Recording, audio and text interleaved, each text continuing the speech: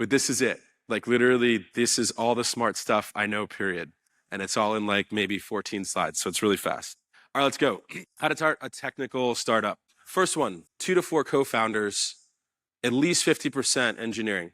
They all have to have somewhat around a year's worth of money in the bank, but that doesn't mean a year's worth of money living in a one-bedroom apartment, like in a high-rise. That means a year's worth of money eating ramen noodles and being very poor. And everyone has to have quit their jobs. This is what you need to start a startup.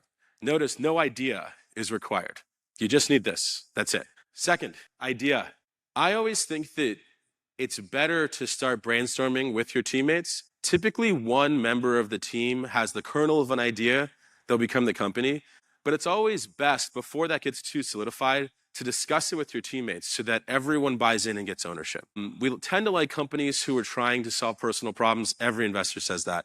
The real thing is, we like companies where the founders know what the hell the companies are doing and know what the problem is. So if it's not solving your problem, it should be solving a problem that you're very, very aware of. And then the other thing I tell founders is try to focus on daily and weekly problems as opposed to monthly or yearly problems. It's a lot easier to do something like Uber. The typical person in America has to figure out how to get somewhere 3 times a day. It's a lot harder to do a car sales website. The typical person in America only buys a car once every 7 years. So try to focus on daily and weekly problems. It tends to be a lot more successful. Market. This is an area that like people talk so much about. Do an hour of research. Figure out whether there are billions of dollars being made in your market, and use your competitor's product. After that, I don't care. Legal. If you guys are interested in raising money in the US, you're gonna have to incorporate in the US. That is a very, very, very simple process. For $250 and clerky.com, you can have an American company and you can raise money from American investors. Yeah, that's easy. Let's demystify that.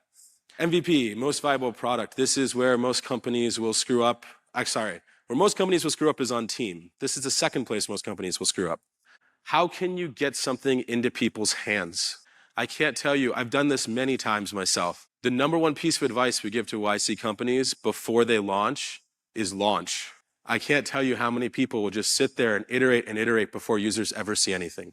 So when I ask a company how long it's going to take to launch, I always just ask them, why does it take longer than 2 months? Like, I don't care what it is. I don't care if they haven't started yet. You should be able to build something in 2 months and get it in front of users. This is just saying it one more time. You're nothing until you launch. So how do you achieve growth? I would say that for the typical Silicon Valley investor, this is the number one metric for determining whether you're going to raise money. It's not team, it's not past experience, it's not fancy investors, it's growth. So typically you're gonna go one of 3 places. One, you're gonna experiment with ads. I tend to like that strategy the least. The second, if you're B2B, you really wanna focus on reference customers. The customers who you can provide amazing service to, who is gonna talk to other people in their industry and spread the word about you. The last one, if you're doing anything related to consumer, whether it's consumer services, social media, etc., usage should equal sharing.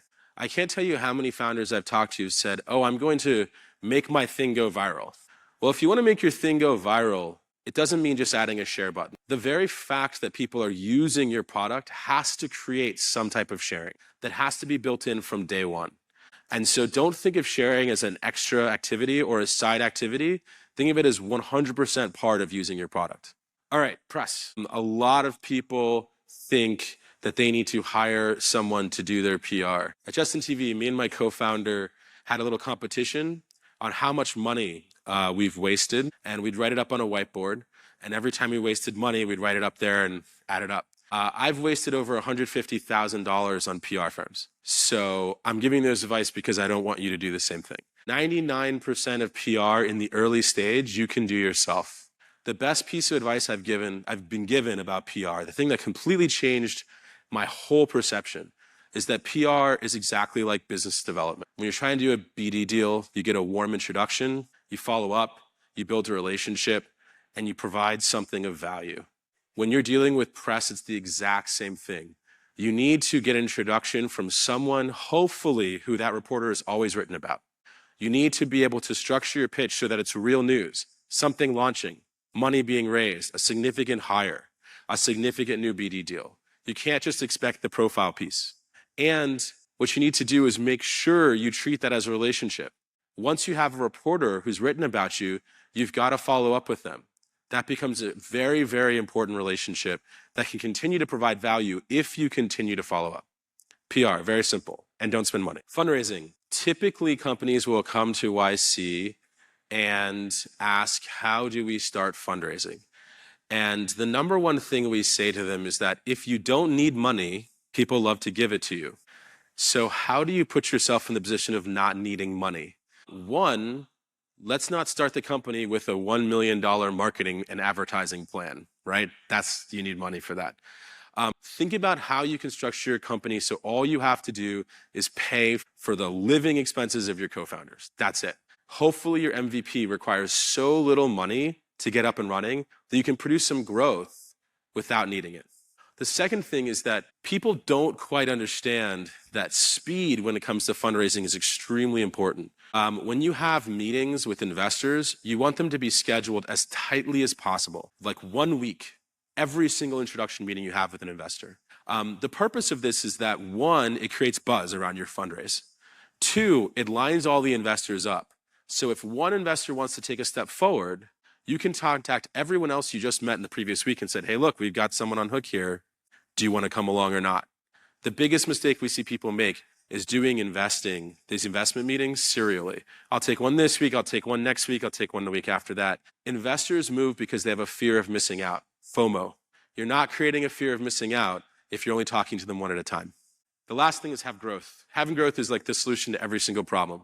The more you're growing, the more investors are going to invest time finding you, as opposed to the other way around. So you're having problems fundraising. How many people right now are looking to fundraise in this audience? Okay, all right, beautiful. 4 things to think about. 1, are you growing? I should have asked, have you launched? If you have a launch plan that requires fundraising, change it. 2, are you talking to the press? It's investors' jobs when they wake up every morning to find a company to invest in.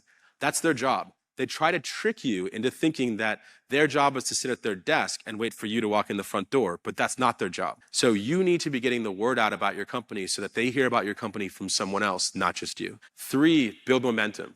Make sure you're talking to as many investors at the same time as possible. Sometimes this means cheating. Oftentimes this means doing stuff like telling the investor you're really busy and you can only meet a month from now. So you can spend a whole month lining up other investors for that week. That's totally fine.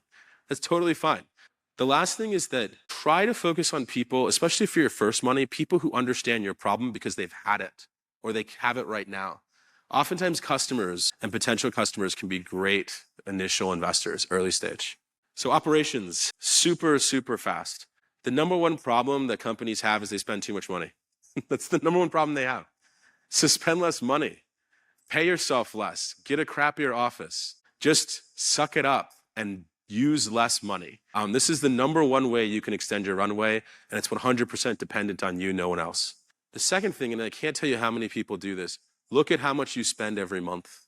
It's very simple. Just go to your bank account, download the spreadsheet that says exactly every line item what you spent, and read it every month. If you're the CEO and you don't know what your expenses are, you're not doing your job. Then figure out how to spend less money. That seems pretty simple. All right, hiring. One of the goals I like to kind of instill in people when hiring is figure out how you can increase the average talent with each hire. Oftentimes founders think that they are like the smartest people in the universe. Founders tend to be pretty smart, but very, very, very willing to take on risk. And so your first couple of employees should be a lot smarter and just a little bit more risk adverse than you are. If when you're hiring someone, you don't think you're increasing the average intelligence of the company, you made a mistake. Because those people are basically your hiring advertisement. If those people are smart, other smart people are going to want to come to your company. If those people are not smart, everyone knows it. So one of the things that I always think about is like, if you can't hire someone who's smarter than you, just do it yourself. Hiring a lot of people is not required. Be fair and transparent. When you give someone an offer, you need to tell them how much stock they're getting. They should get stock.